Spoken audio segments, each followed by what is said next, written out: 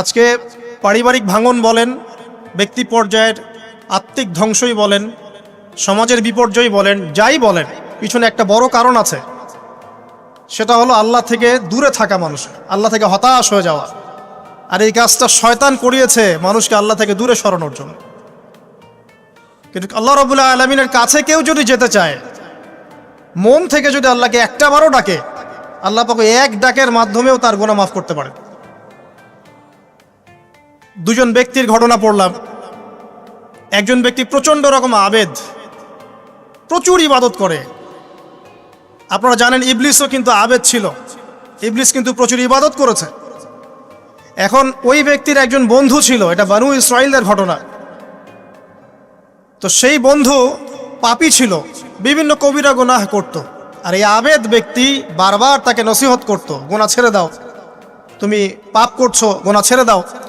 তখন সেই ব্যক্তি যে পাপ করছে সে বলতো যে আল্লাহ কি তোমাকে আমার রক্ষক বানিয়েছেন? আল্লাহ কি তোমাকে আমার উপর দারোগা বানিয়েছেন? আমাকে আল্লাহর হাতে ছেড়ে দাও, আমাকে নসিহত করতে শোনা। একদিন এই আবেদ ব্যক্তি তার বন্ধুকে একটা জঘন্য পাপ করতে দেখলো, এমন একটা পাপ যেটা দেখে তার মনে ধারণা আসলো এটা চরম জঘন্য একটা কাজ। তখন সে মুখ ফসকে বলে ফেলল যে আল্লাহ তোকে আর মাফ করবে না, আল্লাহ তোকে জান্নাত দিবে না। আল্লাহ রাব্বুল আলামিন মালাকুল মউতকে এই দুজনের কাছে পাঠালেন, দুজনের রূহকে কবজ করা হলো। এবার আল্লাহ পাক তার সামনে তাদেরকে উপস্থাপন করে বললেন যে তোমাকে আমার রহমত সম্পর্কে কে গ্যারান্টি দিয়েছে যে আমি কাউকে রহমত করব কি করব না?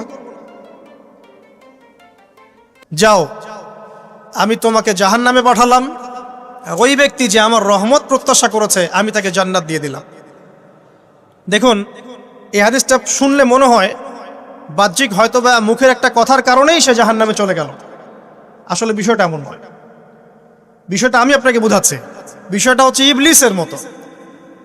ইবলিস কিন্তু শুধু মন থেকেই বলেনি যে খলাকতানি মিন নার ওয়া খলাকতাহু মিন তিন, আমি কেন তাকে সেজদা করব আদমকে? আদম তো মাটির তৈরি আর আমি তো আগুনের তৈরি।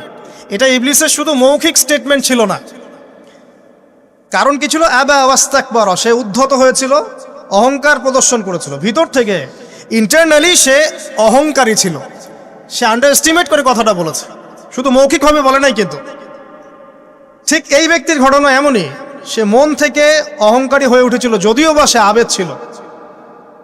তো এখানে আমরা যারা প্র্যাকটিসিং মুসলিম হওয়ার চেষ্টা করছি, আমাদের জন্য এখানে নিদর্শন আছে। 5 ওয়াক্ত নামাজ পড়েই ভেবে বসবেন না যে অনেক কিছু করে ফেলছি। এক চিল্লা দিয়ে মনে করে ফেলবেন না যে দিনের জন্য অনেক কিছু করে ফেলছি। একটা হজ করেছেন, ওমরা করেছেন, সিয়াম রেখেছেন, দিনের জন্য দান সদকা করেছেন, একটা মাদ্রাসা মসজিদ করেছেন, ভেবে বসবেন না আপনি সব অনেক কিছু করে ফেলেছেন এবং অন্যরা সব ককরোচ তেলাপোকা, ওরা জাহান্নামে যাবে, এমনটা মনে করবেন। জানি না আমরা যে কার আমলের কতটুকু আল্লাহর কাছে কবুল হচ্ছে।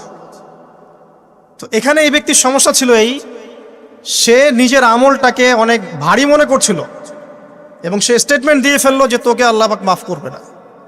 এই একটা কথা মন থেকে বলার কারণে তার ইহকাল পরকাল দুটা বরবাদ হয়ে গেল, সে জাহান্নামে চলে গেল।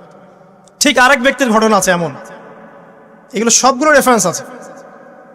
এক ব্যক্তি প্রচুর ইবাদত করত, আল্লাহ পাক তার ইবাদত করার জন্যে পাহাড়ের চূড়ায় একটা সুন্দর ব্যবস্থাও করে দিয়েছিলেন। সেখানে ডালিম গাছ হতো, ঝর্ণা আসতো, খাবারের কোনো অভাব নাই। হাদিস এসেছে 500 বছর সে ইবাদত করেছে। কত বছর? কিয়ামতের মাঠে এই ব্যক্তির অবস্থা এমন হবে, তাকে জান্নাতে প্রবেশ করানোর জন্য নিয়ে যেতে বলা হবে যাও আমার রহমতে জান্নাতে চলে যাও। আল্লাহ পাক তাকে এই কথাটা বলবেন। কিন্তু এই ব্যক্তি বলবে আমার আমলের কারণে আল্লাহ পাক বলবেন আমার রহমতে জান্নাতে চলে যাও। ব্যক্তি বলবে আমার আমলের কারণে। আল্লাহ রাব্বুল আলামিন তখন তাকে দেওয়া সমস্ত নেয়ামতগুলোকে এক পাল্লায় করবেন আর তার সমস্ত আমলকে আরেক পাল্লায় করবেন। তারপর দেখা যাবে আল্লাহর সমস্ত নেয়ামত তার একটা চোখের সমান হয় নাই। কথা কি বুঝতে পারছেন? একটা চোখের যে নেয়ামত আল্লাহ পাকের, সমস্ত আমলও 500 বছরের ইবাদত এতটুকু হয়নি। তারপর তাকে বলা হবে ওকে জাহান্নামে নিয়ে যাও। এবার জাহান্নামে যাওয়ার সময় সে বলবে আল্লাহ তোমার রহমতে আমাকে মাফ করে দাও। তখন আল্লাহ পাক তাকে আবার ডেকে নিয়ে আসবে, বলবেন যে তোমাকে যে আমি ইবাদত করার জায়গা করে দিয়েছিলাম, এটা কি তুমি নিজে করেছো না আমি করেছি? সে বলবে আপনি করেছেন। তোমাকে যে আমি সৃষ্টি করেছিলাম তখন কি তুমি কোন আমল করেছিলে? বলবে না। তাহলে তোমাকে যে সৃষ্টি করেছি আমি, এটা কি তোমার আমলের কারণে? না। তোমাকে সারা দুনিয়াতে এত নিয়ামত দিয়েছি, এটা কি তোমার আমলের কারণে? সে বলবে না। তখন তাকে জান্নাতে প্রবেশ করানো হবে। কিয়ামতের মাঠে এমন অনেক ঘটনা ঘটবে যেটা আমাদের চিন্তার বাইরে। আরেকজন ব্যক্তিকে ডেকে আনা হবে, যে ব্যক্তি একটা দুটা নয় বরং 100টা খুন করেছে। সে 99 জন মানুষকে হত্যা করার পর ফতোয়া খুঁজে বেড়াচ্ছিল যে আমার তওবা কবুল হবে কিনা। একজন আবেদের কাছে গিয়েছে। আবেদ আর আলেম কিন্তু এক জিনিস না। আবেদ মানে যে প্রচুর ইবাদত করে, তার জ্ঞান কম, সে শুধু জানে কিভাবে ইবাদত করতে হয়। আলেম হচ্ছে সে যে শরীয়তের গভীর জ্ঞান জানে, আবার ইবাদতও করে। আবার যারা জ্ঞান আছে আমল নাই, সেও কিন্তু প্রকৃত আলেম না। প্রচুর জ্ঞান আছে কিন্তু জ্ঞান অনুযায়ী আমল করে না, সেও কিন্তু প্রকৃত আলেম নন। এবার আসেন তো, এই আবেদের কাছে গিয়ে সে বলছে আমার কি ক্ষমা হবে? আমি 99টা খুন করেছি। সে বলল তোমার আবার ক্ষমা? তোমার ক্ষমা নাই। তখন এই ব্যক্তি এই আবেদকে হত্যা করে 100টা খুন পূর্ণ করলো, ওকেও সে মেরে ফেলছে। আমার ক্ষমাই হবে না তো তোর বেঁচে থাকার কি দরকার, তুইও মর। কি বুঝতে পারলেন? বর্তমান বিশ্বের উগ্র মাথার পলিটিশিয়ানদের মতো অবস্থা।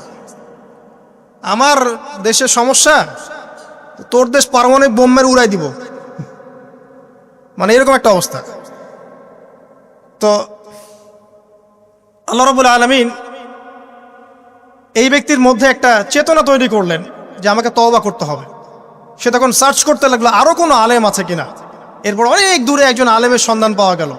সে সেখানে গেল, তাকে গিয়ে বলল আমার কি ক্ষমা হবে?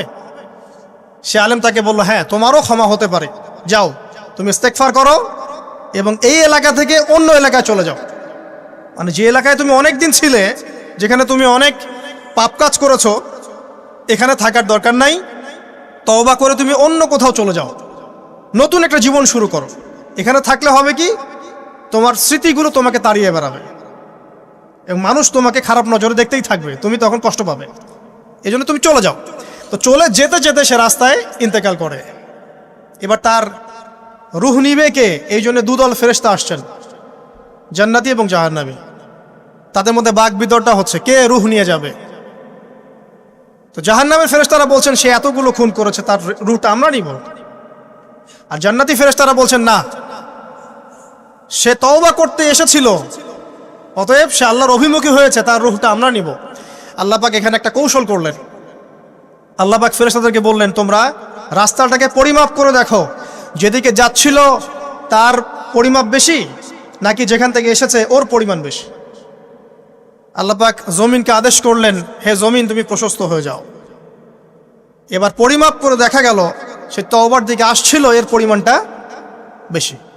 এই একটা কাজের ওসিলা আল্লাহ পাক তাকে মাফ করে দিলেন। মনে রাখবেন এটা মৌখিক বিষয় ছিল না, সে মন থেকে ভিতর থেকে কিন্তু সে আল্লাহর প্রতি অনুগত হয়েছিল। এই মনের বিষয়টা আল্লাহ ছাড়া কেউ জানে না। আপনি দেখতে পারেন সমাজে অনেকে দাড়ি টুপি পাগড়ি জুব্বা সব লাগিয়ে ঘুরছে, তো বিশ্বাস করেন তাদের মনটা এমনও হতে পারে যে জানোয়ারের চেয়েও কুৎসিত, এমনও হতে পারে। আবার আপনি দেখবেন সমাজে এমন অনেক মানুষ ঘুরছে যারা হয়তো অনেক পাপে লিপ্ত মনে হচ্ছে, কিন্তু মনের মধ্যে সততা আছে। আর যার মনের মধ্যে সততা আছে আল্লাহ বা কোনো না কোনো দিন ইনশাআল্লাহ তাকে হেদায়েত দিবে। এটা আমরা আমাদের অভিজ্ঞতা থেকেও দেখেছি। এমন অনেক মানুষকে আমরা দেখেছি যে ড্রাগ অ্যাডিক্টেড ছিল, মিউজিক করেছে, হারাম সম্পর্কের মধ্যে ছিল, নামাজ ঠিক মতো পড়ে নাই, কিন্তু যখনই আল্লাহর কথা আলোচনা হতো দেখতাম সে খুবই শান্তভাবে মন থেকে কথা শুনছে। এই কথা শুনতে শুনতে শুনতে একদিন মাশাআল্লাহ এখন দেখবেন যে চিল্লা দিয়ে বেড়াচ্ছে বিভিন্ন মসজিদে। আল্লাহ হেদায়েত দিয়েছে, সব ছেড়ে দিয়েছে। এরকম মানুষের অভাব নাই কিন্তু সমাজে। তো এখানে আল্লাহ পাকের রহমত বা দয়ার একটা উজ্জ্বল দৃষ্টান্ত দেখতে পারবেন। ঠিক এরকম আরো একটা ঘটনা আছে বনু ইসরাইলের। এক ব্যক্তি এত পাপ করেছে যে শেষে মৃত্যুর সময় সে সন্তানদেরকে ডাকছে, ডেকে বলছে যে আমি যখন মারা যাব আমার লাশটাকে তোমরা কবর দিও না, যদি আল্লাহ পাক আমাকে ধরতে পারেন তাহলে খবর আছে আমার। কি করতে হবে? সে বলছে যে আমার দেহটাকে তোমরা পুড়িয়ে ফেলবে এবং পুড়িয়ে ফেলার পরে ছাইগুলোকে একত্রিত করবা, করে অর্ধেক ছাই সমুদ্রে ভাসিয়ে দিবা, অর্ধেক ছাই বাতাসে উড়িয়ে দিবা। সন্তানরা তাই করলো। মৃত্যুর পর আল্লাহ পাক এই সমুদ্র এবং জমিনকে বাতাসকে আদেশ করলেন যে তোমরা ছাই জড়ো করে দাও। আর মানুষ আর জিন আল্লাহর কথা না শুনলেও এই প্রকৃতি আল্লাহ পাকের কথা শোনে। বিজ্ঞান বলে প্রকৃতি থেকে সব হচ্ছে। কি প্রকৃতি? প্রকৃতি কি, কাকে বলে? মানুষকে আল্লাহর ইবাদতকে বাদ দিয়ে প্রকৃতি পূজায় নিয়ে গেছে। এই পুরো প্রকৃতি আর মহাবিশ্ব এক আল্লাহর ইবাদত করে। কে সৃষ্টি করলো প্রকৃতি? প্রাকৃতিকভাবে হয়েছে সবকিছু বলে, আল্লাহ থেকে হয়েছে বলা যাবে না। বললে আপনি মৌলবাদী হয়ে যাবেন। আল্লাহ শব্দ ইউজ করলে আপনি মৌলবাদী হয়ে যাবেন। ধর্মতাত্ত্বিক শব্দগুলোকে আস্তে আস্তে উঠিয়ে দেওয়া হয়েছে। দেখবেন যুক্তি, বিজ্ঞান, দার্শনিক শব্দগুলোকে আনা হয়েছে। এটাও টেকনিক্যালি করা হয়েছে। কোন সেকুলার মিডিয়াতে আপনি দেখবেন না ইনশাআল্লাহ বলছে। ইনশাআল্লাহ প্রমাণ করবে যে আপনি আস্তিক না নাস্তিক। তো প্রকৃতিকে আল্লাহ পাক আদেশ করলেন, এই সমুদ্র ছাই জড়ো করো, এই বাতাস ছাই জড়ো করো। তারা ছাই জড়ো করে দিল। এই ব্যক্তিকে বলা হচ্ছে তুমি জীবিত করে, আল্লাহ পাক বলছেন তুমি যে এই কাজটা করেছিলে, লিমা ফাআলতা হাদা, তুমি এই কাজটা কেন করেছো? তখন এই ব্যক্তি উত্তর দিচ্ছে, মিন খাশিয়াতিকা ইয়া রাব্বি ওয়া আনতা আ'লাম।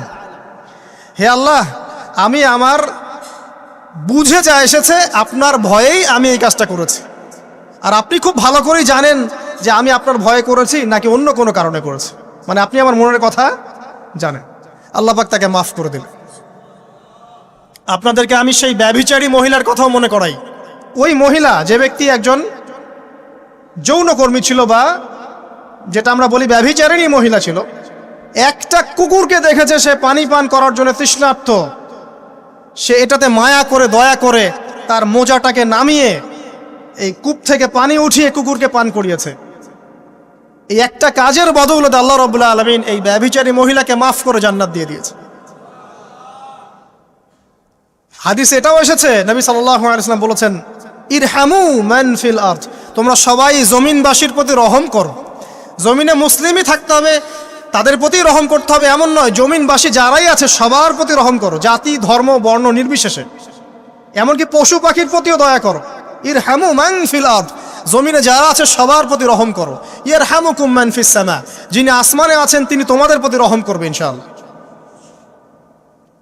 ইসলাম এই কথাগুলো বলেছে 1400 বছর আগে। আজকের এই বিশ্বের সোকল্ড এই মডার্ন বিশ্বে, যেখানে মানুষের রক্তের কোনো দাম নাই, সেখানে ইসলাম পশু পাখির অধিকার নিয়ে কথা বলেছে 1400 বছর আগে। কাদেরকে কি শিখাতে আসেন? কোরআন এবং সুন্নাহর বাইরে অভ্রান্ত সত্যের কোনো উৎস আছে? এখানে যা আছে তাই চূড়ান্ত। মানতে চাইলে মানেন, না মানতে চাইলে জাহান্নামে যান, কেউ তো বাধ্য করছে না। লাকুম দীনুকুম ওয়ালিয়া দিন। আল্লাহ পাকের রহমত দেখেন। আরেকটা ঘটনা আছে এমন, একটা বিড়ালকে বেঁধে রেখেছিল এক মহিলা, খাবার দেয় নাই, কষ্ট দিয়েছে। একটা বিড়ালকে খাবার না দিয়ে কষ্ট দেওয়ার কারণে এই মহিলাকে আল্লাহ পাক জাহান্নামে পাঠিয়েছে। এরকম কত ঘটনা আছে। এই ঘটনাগুলো হাদিসের পাতায় বর্ণিত আছে। কোরআনে কি বলছে দেখুন। কোরআনের আমি কয়েকটা পয়েন্ট আপনাদেরকে খালি বলছি, এটা নিয়ে আমি সকালে ভাবছিলাম। আল্লাহ পাক আদম আলাইহিস সালামকে সৃষ্টি করেছেন আমরা সবাই জানি, কিন্তু আল্লাহ পাক সূরা সাদের মধ্যে বলছেন ইবলিসকে, হে ইবলিস, তোমাকে কিসে বারণ করলো আদমকে সেজদা করতে, যে আদমকে আমি নিজের হাত দিয়ে সৃষ্টি করেছি। আল্লাহ রাব্বুল আলামিন যে আমাদেরকে এত যত্ন করে ভালোবেসে সৃষ্টি করেছেন, এটা কি আল্লাহ পাকের দয়ার নিদর্শন নয়?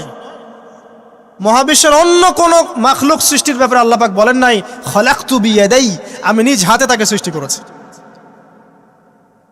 শুধু সৃষ্টি নয়, সৃষ্টি করার পর আল্লাহ পাক তাকে সমস্ত নাম শিক্ষা দিয়েছেন। এই যে জ্ঞান শিক্ষা দেওয়া, জ্ঞান, এটা আল্লাহ পাকের সবচেয়ে বড় নিদর্শনগুলোর মধ্যে অন্যতম। এবং আল্লাহ পাকের সবচেয়ে বড় দয়া, আমার মত এটা, মানব জাতির উপরে আল্লাহ পাকের সবচেয়ে বড় দয়াটা হচ্ছে কি জানেন? আল্লাহ পাক আমাদেরকে জ্ঞান শিক্ষা দিয়েছেন, ওহী নাজিল করেছেন। এটা সব কিছুর ঊর্ধ্বে। কারণ আপনি তওবা করবেন, জ্ঞান লাগবে। নামাজ পড়বেন, জ্ঞান লাগবে। রোজা রাখবেন, জ্ঞান লাগবে। জাকাত দিবেন, ইলম লাগবে। আপনি দিনের যে কোনো আমল করেন, ইলম লাগবে। জান্নাত জাহান্নামের পথ খুঁজে পেতে হলে ইলম লাগবে। দেশ চালাবেন, ইলম লাগবে। অর্থনীতি চালাবেন, ইলম লাগবে। ইলম ছাড়া কিছু নাই, ইলমের উপরে কিচ্ছু নাই। এই ইলমটা আল্লাহ পাক কাকে শিক্ষা দিয়েছেন? আদম আলাইহিস সালামকে। আমরা তো শিখেছি সমাজবিজ্ঞান বইগুলোতে যে আমাদের পূর্বপুরুষরা নাকি গুহায় থাকতো আর গাছের ছাল পাতা খেয়ে থাকতো, তাই না? লতা পাতা খেয়ে থাকতো, গাছের ছাল পাতা খেয়ে থাকতো, পোশাক পরতো আর কি। বোগাস, ডাহা, মিথ্যা কথা। আল্লাহ রাব্বুল আলামিন সূরা বাকারা এবং সূরা আরাফ পড়ে দেখেন, আল্লাহ পাক বলছেন যে আদম আলাইহিস সালামকে আল্লাহ পাক সমস্ত নাম জ্ঞান শিক্ষা দিয়েছেন। মহাবিশ্বের যে প্রয়োজনীয় জ্ঞানগুলো আছে সেগুলো আল্লাহ পাক আদমকে শিখিয়েছেন আলাইহিস সালাম। ওয়াল্লামা আদামাল আসমাআ কুল্লাহা, আল্লাহ পাক আদমকে সমস্ত নাম শিক্ষা দিয়েছেন। আমাদের পিতা মাতারা মূর্খ ছিলেন না, তারা সৃষ্টি থেকেই জ্ঞানী ছিলেন। আদম আলাইহিস সালামের পারমাণবিক বোম বানানোর কোনো প্রয়োজন ছিল না। ছিল? বানান নাই। আপনার মধ্যে এই জ্ঞানটা আসছে কিভাবে? বাই ডিএনএ আপনি জ্ঞান পাচ্ছেন, কারণ আমরা আদম সন্তান। অনেক জ্ঞান আমাদের ভিতরেই আছে, এগুলো চর্চার মধ্য দিয়ে, গবেষণার মধ্য দিয়ে প্রস্ফুটিত হয় মাত্র। জ্ঞান ভিতরে আছে আমাদের। আমাদের পিতাকে জ্ঞানী করে পাঠানো হয়েছে। এই জ্ঞান শিক্ষা দেওয়াটা হচ্ছে আল্লাহ পাকের সবচেয়ে বড় দয়াগুলোর মধ্যে একটা। রহম করেছেন। শুধু তাই নয়, আদম আলাইহিস সালামকে এমন জ্ঞান শিক্ষা দিয়েছেন যে জ্ঞান ফেরেশতারা পর্যন্ত জানতো না। এটা কি দয়া নয়? এটা কি আদম সন্তানের প্রতি ভালোবাসা নয়? তারপরে সেজদা করিয়েছেন। মহাবিশ্বে অন্য কাউকে কি সেজদা করানো হয়েছে? কোরআনে কি এমন কোনো দলিল আছে যে আদম আলাইহিস সালাম ছাড়া অন্য কাউকে সব ফেরেশতারা সেজদা করেছেন?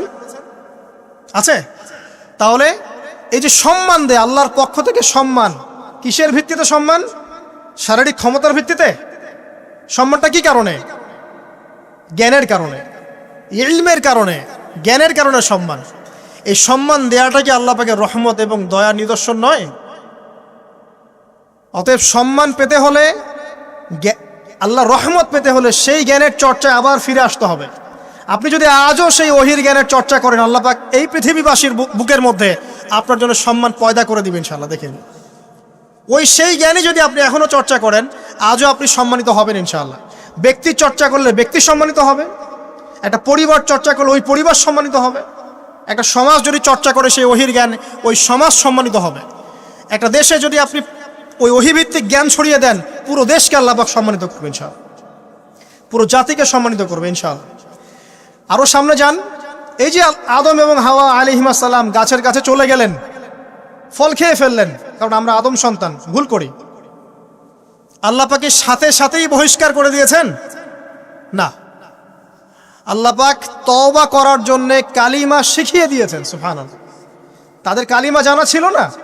আল্লাহ পাক বলছেন ফাতালাক্কা আদম মির রাব্বিহি কালিমাত, আল্লাহ পাকের কাছ থেকে আদম আলাইহিস সালাম কিছু বাক্য শিখে নিলেন, যেই বাক্য দিয়ে ফাতাবা আলাই, সে আল্লাহর কাছে তওবা করলো। কোন সেই বাক্য? সূরা আরাফে আছে, রব্বানা যালামনা আনফুসানা ওয়া ইল্লাম তাগফির লানা ওয়া তারহামনা লানাকুনান্না মিনাল খাসিরিন। এই দোয়া কে শিখিয়ে দিয়েছে? আল্লাহ। এই তওবার বাক্য যে শিখিয়ে দেয়, এটা কি দয়ার পরিচয় নয়? আমরা আল্লাহর কাছে ফিরে যাব, তওবা করব, ইস্তেগফার করব, এই জ্ঞানটা শিখিয়ে দেয়া কি আল্লাহ পাকের দয়ার পরিচয় নয়? তাহলে আমরা কিভাবে ক্ষমা চাইতাম? কিভাবে ক্ষমা চাইলে আল্লাহ পাক সমস্ত গুনাহ মাফ করবেন, এই পদ্ধতিগুলো বলে দেয়া কি আল্লাহ পাকের দয়ার পরিচয় নয়? তারপর সামনে যান, পৃথিবীতে নামিয়ে দিয়ে আল্লাহ পাক ক্ষান্ত হয়ে যাননি। আল্লাহ রাব্বুল আলামিন আসমান থেকে হেদায়েতের গ্রন্থ পাঠিয়েছেন, বলেছেন এই গ্রন্থের মধ্যে যা আছে মেনে চললে তোমরা আবার জান্নাতে ফিরে আসবে ইনশাআল্লাহ। আল্লাহ পাক আদম এবং হাওয়া আলাইহিস সালাম এবং আদম সন্তান সবাইকেই সৃষ্টি করেছেন, উদ্দেশ্য হচ্ছে আল্লাহ পাক আমাদেরকে জান্নাত দিতে চান। আল্লাহ পাক চান যে আমরা যেন জান্নাতে যাই। যদি আমরা জান্নাতে যেতে না পারি পরকালে, একটা কারণে যেতে পারবো না, অনলি একটা কারণ, সেটা হলো আমাদের নিজের দোষে। একটা কারণ, যারা জাহান্নামে যাবে মানুষ এবং জিনদের মধ্যে, নিঃসন্দেহে মহাবিশ্বে তারা ছাড়া জাহান্নামে যাওয়ার উপযুক্ত কেউ ছিল না। ও জাহান্নামে যাওয়ার উপযুক্ত ছিল বলেই আল্লাহ পাক তাকে জাহান্নামে পাঠাবেন। আর যারাই জান্নাতে যাবে প্রত্যেকেই শুধু আমলের বদৌলতে যাবে না, বরং আল্লাহ পাকের রহমতেই যাবে। কেউই তার আমল দিয়ে জান্নাতে যেতে পারবে না। নবী সাল্লাল্লাহু আলাইহি ওয়াসাল্লাম এমন ভাষ্য বলছেন, ইল্লা আনা, আমিও না, ইল্লা বিরহমাতিল্লাহ, আমিও নয়, তবে আল্লাহ পাকের দয়া আমাকে ঘিরে ধরবে, আল্লাহ পাকের রহমত যাদের উপরে বর্ষিত হবে তারাই জান্নাতে যাবে ইনশাআল্লাহ। কে আমল দিয়ে যেতে পারবে না। যত আমলই করি বলা যাবে না এই আমলের বদৌলতে জান্নাতে যেতে পারবো। আল্লাহ পাক দয়া না করলে হবে না। আল্লাহ পাক চান যে আদম সন্তান যেন জান্নাতেই যায়। এই কারণেই সৃষ্টি করা, এই কারণেই আপনার ওহীভিত্তিক গ্রন্থগুলো পাঠানো, এই কারণে নবী রাসূল পাঠানো, আলেম ওলামা সৃষ্টি করা, মানুষকে সতর্ক করা, হায়াত দেয়া, বারংবার জীবনে চলতে ফিরতে আপনাকে অ্যালার্ম করা হয়, আল্লাহর পথে ফিরে আসেন, আল্লাহর পথে ফিরে আসেন। অ্যালার্ম করা হয় না? বিপদ দিয়ে আপনাকে অ্যালার্ম করা হয় আল্লাহর পক্ষ থেকে। আপনি চলতে পথে হোঁচট খান, আল্লাহ আপনাকে অ্যালার্ম দেন, ফিরে আসো। চলছেন বিপথে, আল্লাহ পাকে অ্যালার্ম দেন, ফিরে আসো। আল্লাহ পাকের পক্ষ থেকে কিন্তু এগুলো আসে।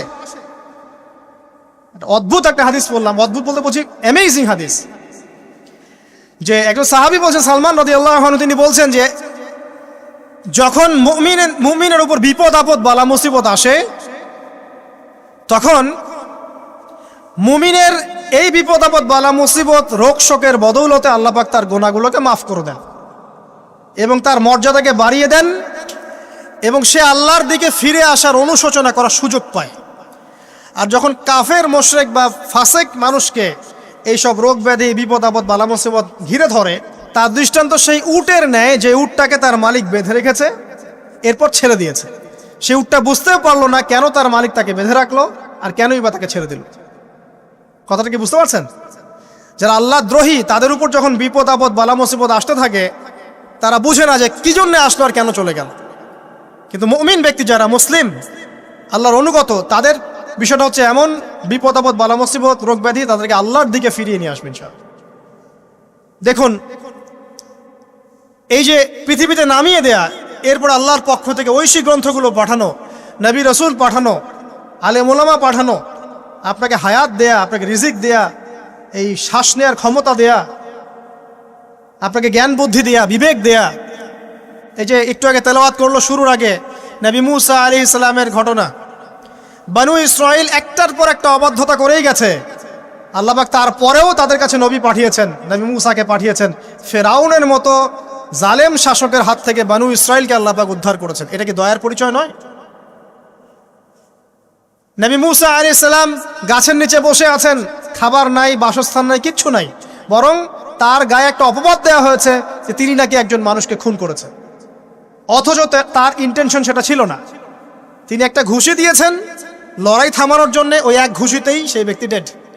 এবার তিনি গাছের নিচে বসে দোয়া করছেন, রব্বি ইন্নী লিমা আনজালতা ইলাইয়া মিন খায়রিন ফাকির। আল্লাহ, আমি নিঃস্ব অসহায় হয়ে এখানে বসে আছি, তুমি আমার উপর তোমার যে রহমত পাঠাবে আমি তার ভিখারি হয়ে বসে আছি। দোয়া করার সাথে সাথেই ওই শুআয়ব আলাইহিস সালামের মেয়ে হেঁটে হেঁটে চলে আসলো। তিনি স্ত্রী পেলেন, তিনি শ্বশুর পেলেন, একজন নবী পরিবার পেলেন, বাসস্থান পেলেন, চাকরি পর্যন্ত পেলেন। 8 বছর তিনি রাখালি করেছেন শুআয়ব আলাইহিস সালামের ফার্মের মধ্যে।